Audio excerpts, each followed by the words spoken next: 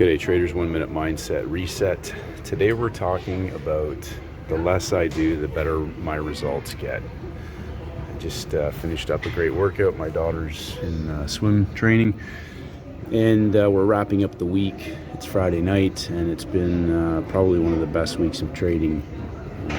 The last few months have been absolutely unbelievable opportunities in the markets, and I get a lot of feedback from traders. Their results are improving, and there's still traders struggling and dealing with emotional challenges, bad behavior, self-sabotaging behavior.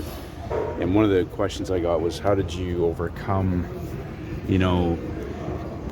over trading, revenge trading, anger trading? And I talked about this in previous videos. It was a process. There's been a lot of painful experiences in my journey. And as time evolved, I've talked about having to do a lot of self-evaluation and reflection and really breaking down what you're actually trying to accomplish in the markets. And the less I tried to trade, the less I tried to figure out the market and know all these things about, the more variables you have in your trading, the less consistent you'll be, guaranteed. I don't care how smart people think they are. There's been a lot of smart people over hundreds of years of markets who have lost everything, who have, jumped out of buildings, all of these crazy things, and there's still people out there who profess that they have figured everything out, and they're the ones who are the inventor of concepts. It is what it is. The markets move up and down. That's it. They move up, down, and sideways, and they trade at certain times. I quit doing a lot of things, and I would make a ton of money and I would give it all back. Not because that the market was tricking me or anything else. It's because of things that I did. And when I stuck to trading only things that made me money, and then I worked on myself, and you have to get rid of your wants and aspirations when you go to the screen. It's your wants and aspirations that will cause you to chase money, the greed, the false perception that next little trade's going to set you free or get you more or whatever. You have to focus on the understanding that consistent, reproducible results are what is going to give you, number one, stress-free trading, especially if you've got an edge and you've got a really simple model, because that's duplicatable. It's low stress. And then allow yourself to understand which setups reproduce that you can scale up over time, meaning that you can continue to trade those simple, repeatable setups, and then understand how the larger setups evolve and build for sizable trade setups. Quit saying, oh, I only trade this instrument. Forget that. Look at setups and then understand how those setups show up on any instrument at any given time in any given session, depending on how they set up and structure for the week. It's as simple as that.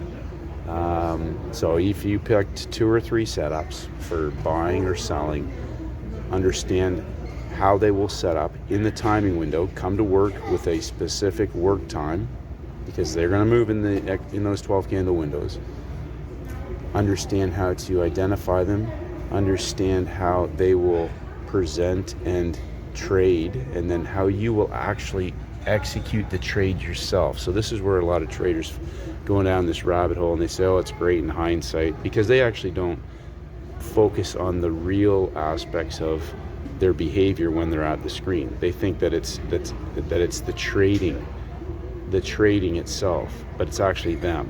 They don't have the skill to do it in live time, meaning they don't have the skill set to process the information, to hit the trade, to know how to add into sizable trades, to manage their risk, to cut a loser, to just cut it, but also how to take money out, to lock in profits. All of these things. And then the next most important thing is that when you've done that, is to walk away, so that you don't go back and take more trades because you think you're really good and you're smart and you know all these things that people talk about, which is BS. So Because when you go back, that's when you end up blowing out your account, because you take one more trade because you're really smart and you know what you're doing, and you actually get into a trade that doesn't go your way, you add into it, you don't use a stop, you might even hold on to it, keep holding on to it until it margins you out or whatever, or you just get to the point where the pain is so great you got to take the loss. All of these things. So the less I do, the better my trading becomes. The less I'm at the screen, the more consistent and better my trading becomes. It's low stress. I literally just I train myself now to just get away and I don't even turn it on to look at what it's doing. I'll do it after hours or on the weekend. But I cannot emphasize enough that you have to look at your own behavior. You have to look at your own behavior. You are probably your biggest obstacle. If you literally just had one or two little setups, even I joked around about just using EMAs, that could work. If you trade Asia and you look for 10 pairs and there's just looking for one setup, you could probably get 3 really great trades a week, except that everybody wants to trade all the time. They want to try and trade and make $1 million in 1 week, and they blow out their account. And then they try it again, and then over time they say it doesn't work, but they actually don't really have a trading plan or trading setups or anything. They think they do, but they don't. So figure out how you are going to have an actual trading business. People have all these things that they're looking at for, commitments to traders, seasonality, trading ranges, central bank interest rates. It's all important on the macro level. But let me ask you this one question. Do you not think that there's a lot of really smart people out there who already are processing all that information day in and day out for funds and everything else, and they probably can't even still trade their own account? Pick a couple of simple setups, know how you're going to trade them, focus on that, pick a trading timing window, stick to that, walk away, learn to take a couple of trades, lock in the money, and walk away. And then learn whether or not those trade setups are repeatable, scalable, which ones are sizable, and then only trade those.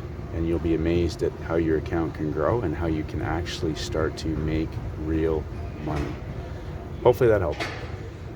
It took a long time for me to get past a lot of self-sabotaging behaviors, and I believe that it is always an ongoing process, because Peter Brandt says it all the time, you're only one trade away from blowing yourself up.